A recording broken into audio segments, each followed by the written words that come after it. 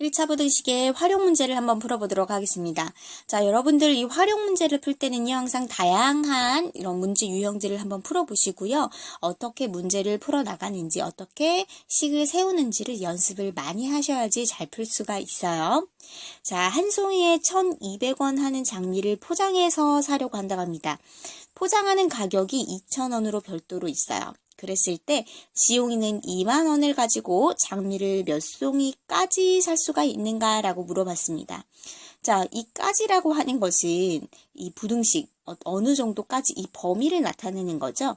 그래서 우리는 이 부등식으로 문제를 풀어줘야 되는 거예요.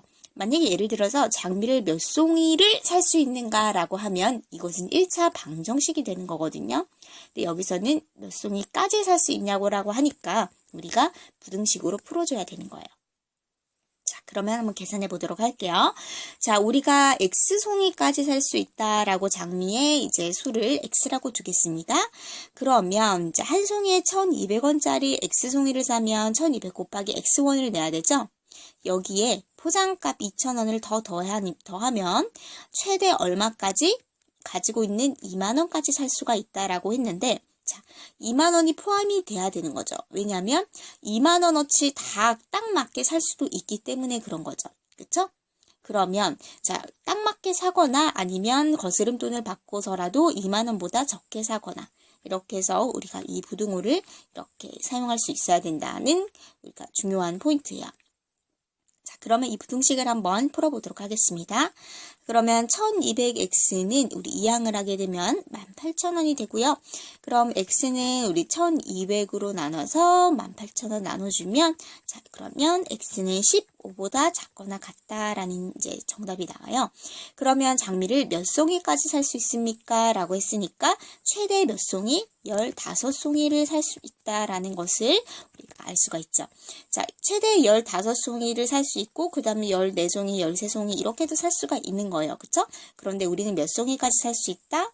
15송이까지 살 수 있다라는 겁니다. 자, 이해되셨나요? 다음 문제 보도록 할게요. 자, 승리네 집에서 방송국까지의 거리는 6km라고 해요. 근데 승리가 집을 출발해서 처음에는 시속 4km를 가다가 어느 지점에서 시속 8km를 달렸어요. 그랬는데 이제 1시간 이내에 도착한다고 합니다. 그러면 우리 한번 그려보도록 할게요.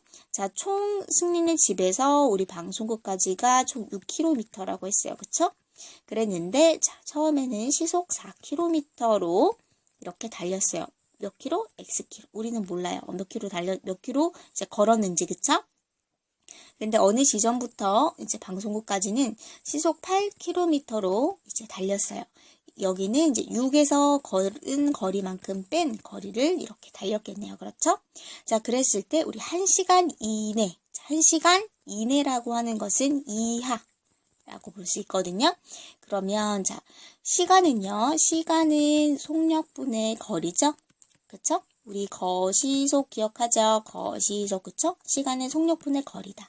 그러면 자, 걸어갔을 때의 시간 4분의 x와 뛰어갔을 때의 거리 8분의 6-x 시간이 더하면 우리 총 몇 시간 이내? 1시간 이내, 즉 1시간 이하다라고 우리가 식을 세울 수가 있는 거예요. 자, 그러면 자, 이거 한번 풀어보도록 할게요.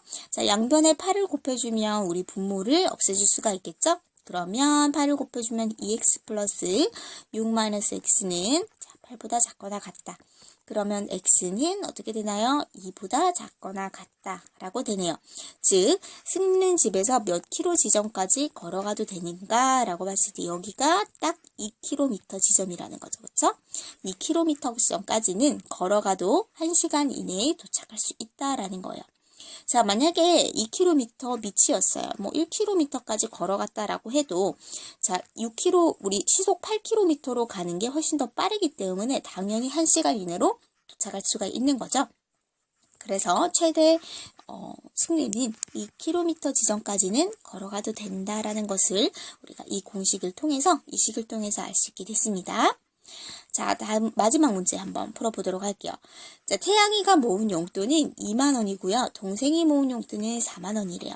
근데 다음 달부터 태양이는 매월 4,000원씩 모으고요. 동생은 매월 3,000원씩 모은다고 했을 때 태양이가 모은 용돈이 동생보다 많아지는 것은 몇 개월 후부터입니까? 라고 했어요. 자, 그러면은 몇 개월 후를 우리가 X로 둘게요.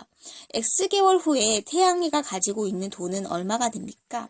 X개월 후에는 지금 2만 원이 있고 여기에서 다음 달부터 4,000원씩 X개월 동안 그쵸, 저금을 하는 거죠. 그러면 X개월 후에는 이만큼의 돈을 가지고 있게 되겠네요. 그러면 동생은 어떤가요? 동생은 지금 4만 원이 있고요. 그리고 다음 달부터 3,000원씩 몇 개월 동안? X개월 동안 저금을 한다고 했어요. 자, 그러면 X개월 후에는 태양이와 동생이 이만큼의 돈을 가지고 있게 되는데, 자, 그때 문제는 뭐죠? 태양이가 가진 돈이 4,000X, 가진 돈이 동생이 가진 돈보다 어떻게 된다? 많아진다라고 했어요. 그쵸? 이 동생보다 크다라는 거죠. 그러면 자, 부등식을 한번 풀어보도록 하겠습니다. 자, 이항을 하면요. 1000x는 2 이렇게 넘기면 2만이 나오죠?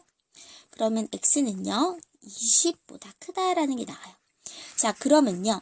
자, 이것보다 많아지는 것은 몇 개월 후부터인가 라고 했으니까 정답은 21개월 후부터다라고 할 수가 있어요. 자, 여기에서 우리가 이 범위를 잘 봐야 되는데, 자, 만약에 x가 딱 20이었다라고 하면 20개월이라면 자, 태양이는 20개월 후에 자, 20을 넣어주면은 자, 10만 원이 나오죠. 그쵸? 동생은요. 여기 20을 넣으면 6만 더하기 4만은 10만 원이 나와요. 그러니까 20개월이면은 승리랑 동생이랑 가지고 있는 돈이 똑같아져요. 그런데 x가 이제 21개월이 됐다라고 하면은 1개월이 지나면 어떻게 되죠? 승리는 4,000원씩 더 모은다고 했기 때문에 승리는 10만 4,000원을 가지고 있게 되고요. 동생은요. 3,000원을 더 모았기 때문에 10만 3,000원을 가지고 있는 거죠. 그러면 21개월부터는 승리가 동생보다 1,000원 이상 많아지게 되는 거네요. 이때부터는 쭉쭉쭉 승리가 더 많아지겠죠. 4,000원씩 저금하니까. 그래서 정답은 21개월 후부터 승리가 동생보다 더 많은 돈을 가지게 된다라고 해서 답은 21개월 후가 되겠습니다. 자, 우리가 부등식 1차 부등식의 활용 문제에서는요. x를 다 이렇게 범위를 다 구해줬다고 하더라도 이 정답을 어떻게 적는지가 굉장히 중요해요. 그래서 이 문제의 의미를 정확하게 다시 한번 이해를 해보고 그리고 정답을 생각해서 적어주는 것이 굉장히 중요하다라는 게 포인트였습니다.